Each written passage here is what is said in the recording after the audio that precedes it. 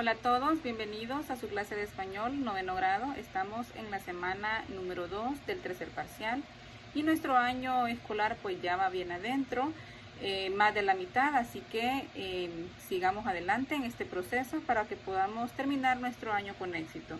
Vamos a entrar en materia correspondiente a los temas de esta semana. Tenemos los textos prescriptivos en la página 140 de su libro de texto de español noveno grado. Los textos prescriptivos son aquellos cuya finalidad es indicar nuevas pautas de acción o modificar las acciones ya en curso. Es decir, son textos que regulan el comportamiento de las personas en una situación específica. Pertenecen a clases de mandatos, peticiones, sugerencias, pero también están dentro de estos textos prescriptivos las recetas de cocina, las recetas o prescripciones médicas y algunos o todos los textos legales o referentes a leyes, a lo mismo.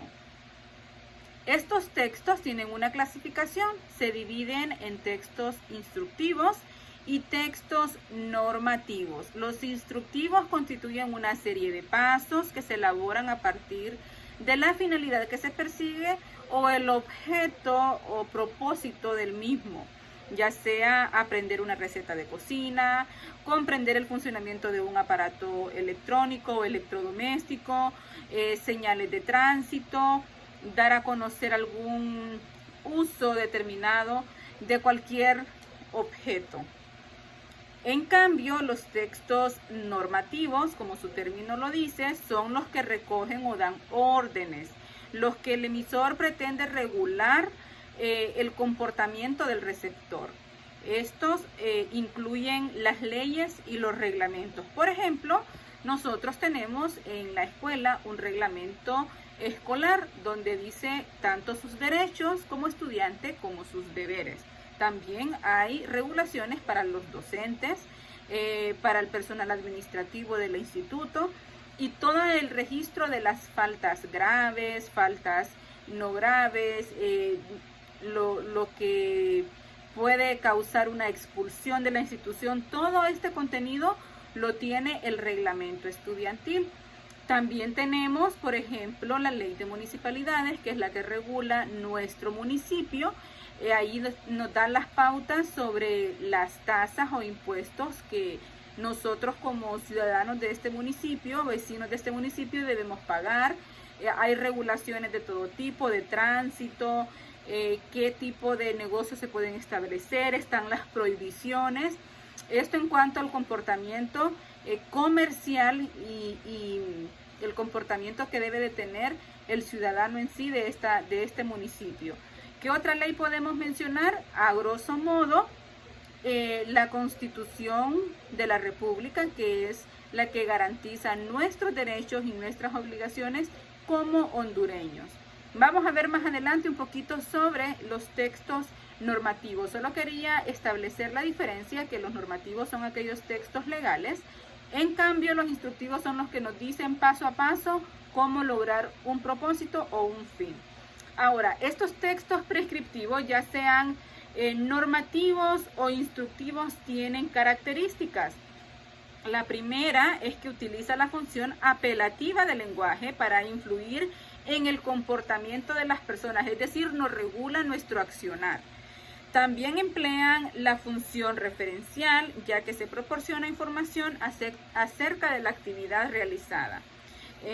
Número 3, utilizan un vocabulario específico según el tema que traten.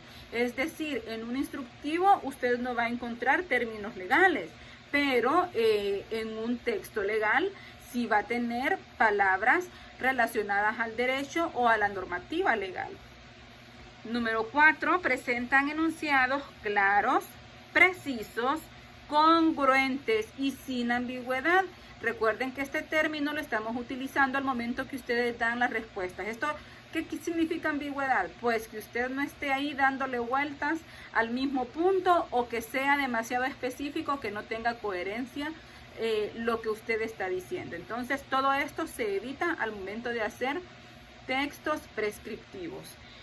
Finalmente, la última característica es que se utilizan con mucha frecuencia los conectores de orden. Por ejemplo, luego, a continuación. También se utiliza el infinitivo colocar, evitar, el imperativo amarre, separe, más que todo en los instructivos. Y el personal de tercera persona, el verbo en tercera persona es el más utilizado, no el de primera ni en segunda, sino que en tercera persona. Estas son las 5 características principales de los textos prescriptivos. Como les dije, independientemente sea normativo o instructivo, estas características abarcan a ambos tipos.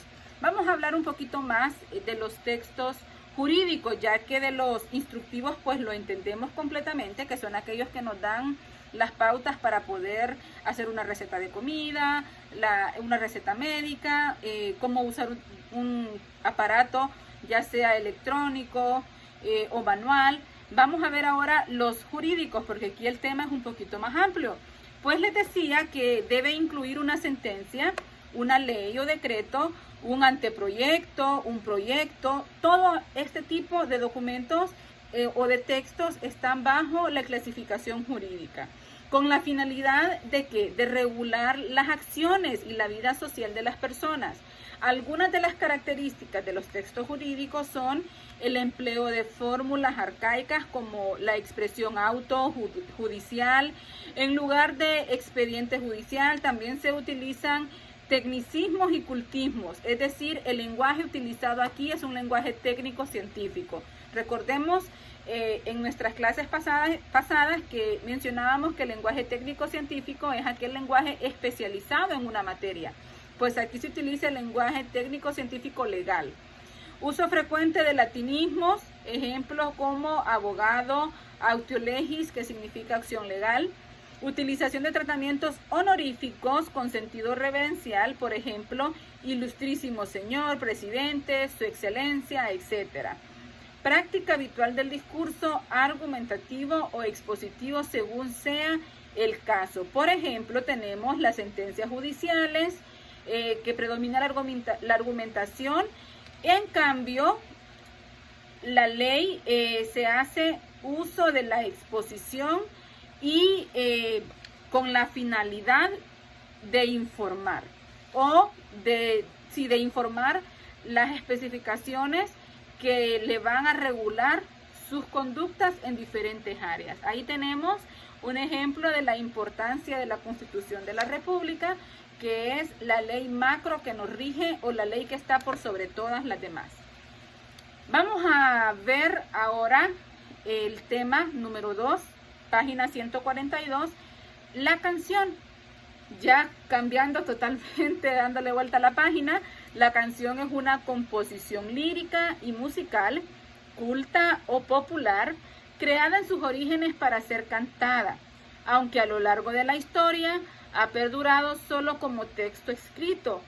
La canción trata temas diversos, sin embargo predominan los románticos, los amorosos y las situaciones sentimentales. Por lo general se estructura, incluye una introducción seguida de una sucesión de versos en los cuales se deja entrever lo que trata la canción. Después de esto está el estribillo o coro, que corresponde a la parte en la que se repite un grupo de versos al final del primer escrito o estrofa. Después están los puentes musicales, los cuales conectan las partes de una canción. Y finalmente está el cierre o melodía final.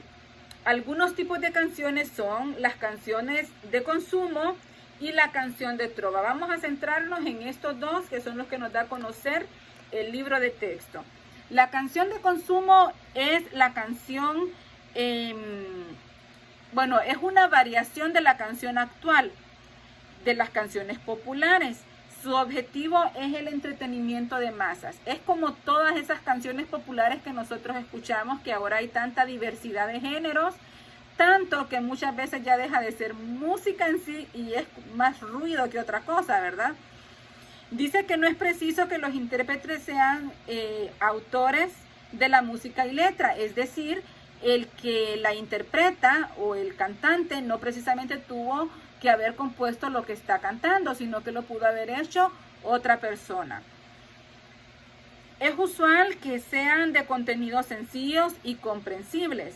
Bueno, hoy en día nosotros tenemos una diversidad y realmente para gustos los colores, ¿verdad? En mi opinión, hay géneros que tienen una letra demasiado nefasta, que no sería ni saludable ni ético mencionarlo aquí, pero que ustedes ya pueden tener una idea de la música a la que me refiero, que no genera ningún tipo de provecho, sino que al contrario, es letra que destruye, es letra ofensiva a la mujer, incluso al mismo hombre lo hace ver como un ser pues un ser brusco que no respeta, en fin, tantas cosas. Hemos escuchado últimamente un género muy popular que hace honor a narcotraficantes, o también ese género tiene canciones alusivos a drogadicción o a los efectos que produce ciertos tipos de droga. En fin, la música de hoy en día es de tener un nivel de conciencia para poder escoger qué tipo de música conviene, porque realmente hay mucho en el cual puede más bien ser más perjudicial que lo que pueda servir para nuestra mente y nuestro corazón o nuestros ideales. Ahí tenemos en el libro de texto una composición de Carlos Luna y interpretada por Moisés Canelo. Ahí hay un fragmento, estos hondureños, entonces ustedes lo pueden leer. Está también una descripción del cantautor cubano Silvio Rodríguez, pero ya esta canción está dentro de la clasificación de la canción de trova. ¿Cuál es la canción de trova? Pues se relaciona con el oficio medieval o trovador, poeta culto, ya no tiene nada que ver la música que estábamos hablando antes, la de consumo, compositor de la música y letra de sus textos. Aquí sí, el que la compone la canta, a diferencia de la canción de consumo.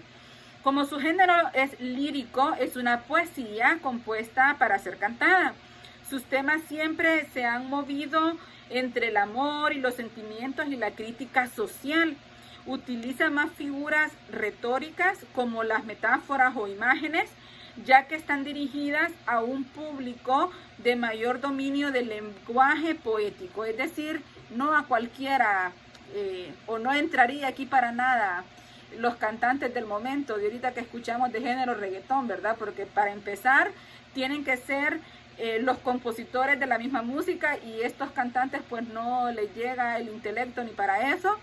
Y para terminar tienen que hablar alusivo en sí al amor o a cualquier crítica social, y como bien estábamos diciendo, pues no hay la suficiente inteligencia para expresarse en este sentido con un lenguaje culto y un lenguaje figurado. Tenemos algunas recomendaciones para escribir una canción en el libro, en la página 143, son 4. Primero que nada, dice que escuchar música de diferentes géneros con la finalidad de identificar y asociar el ritmo de melodía según las letras de las canciones. Número 2, aprender la teoría de las 3 acordes. En otras palabras, hay un acorde tónico, un dominante y un subdominante. Pues si ustedes tienen un poco de conocimiento de música o algún familiar interpreta o sabe ejecutar el instrumento de la guitarra, por ejemplo, va a estar familiarizado con esos términos.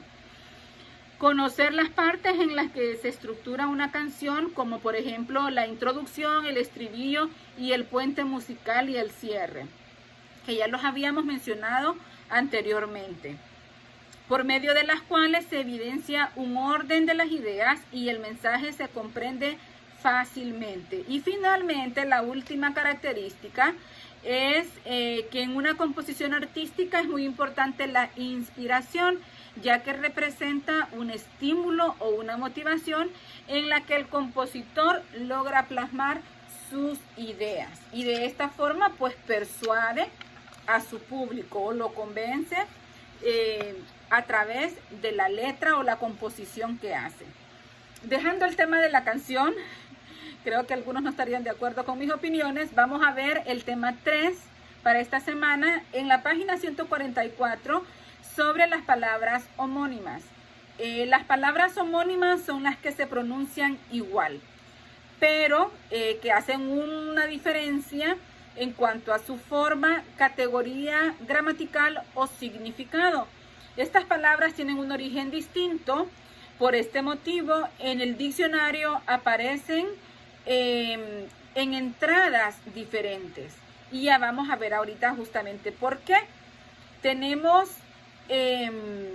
la palabra bote, procedente del germánico botar, cuyo significado es arrojar o tirar.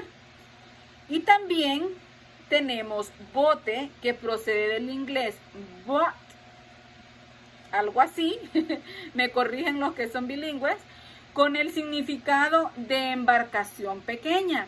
Si ustedes se fijan, son dos palabras completamente iguales, pero que su significado tiene diferente aplicación. En el diccionario, ambas palabras tienen diferentes entradas. Las palabras homónimas se dividen en dos. Número 1, homófonas y homógrafas. Vamos a ver primeramente las palabras homófonas. Bueno, la palabra homófona son las que se pronuncian o tienen igual sonido, pero que el significado y la estructura gramatical o escritura es diferente. Diferente aunque sea en una letra o en una sílaba. El conocimiento de estas palabras ayuda a dominar su escritura correcta, lo que contribuye a una precisa y buena comprensión de los textos. Por ejemplo, tenemos abrazar con S, abrazar con Z. Abrazar con S se refiere a consumir o quemar, es decir, cuando el fuego está abrazado, decimos que vaya, se me fue la palabra, pero que tenemos ahí la leña bien encendida, o el tizón, creo que se puede decir también, que está bien rojo. Ahí el fuego es un fuego abrasador, decimos, y lo decimos con S. Pero también está la palabra abrazar con Z. Ya este se refiere al acto del abrazo, de apapachar, de estrechar a una cosa o a una persona, estrechar con los brazos.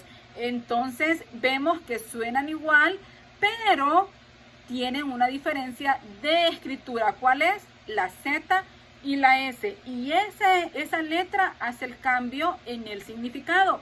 Estas son las palabras homófonas. Tienen un cuadrito en la página 154 con el sustantivo y el significado, que ustedes pueden tomarse su tiempo para ver. Creo que incluso hay una tarea relacionada a este tema. Y finalmente vemos las palabras homógrafas. Estas palabras homógrafas son las que tienen la misma grafía. ¿Qué significa grafía? Escritura.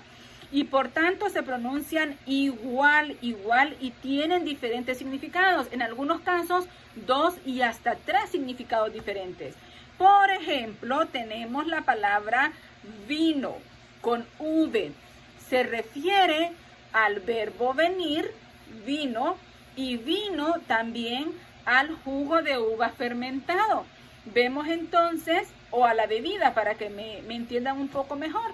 Vemos ahí como esa misma palabra con la misma escritura, sin ninguna variación de grafía, tiene dos significados diferentes.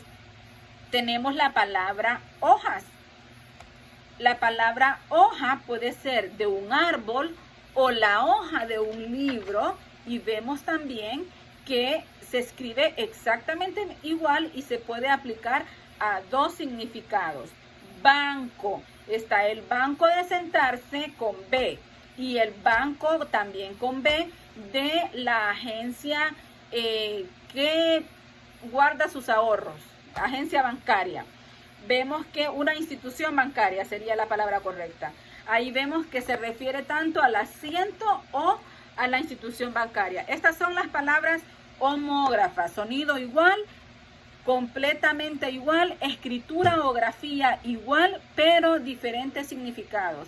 En cambio, las homófonas, sí, homófonas de sonido, sí tienen su sonido igual, pero la grafía es diferente, al menos en una letra, o también están dentro de estas los pronombres con el acento o sin el acento, que también hay una variación en su escritura o grafía, y eso la hace diferente una de la otra.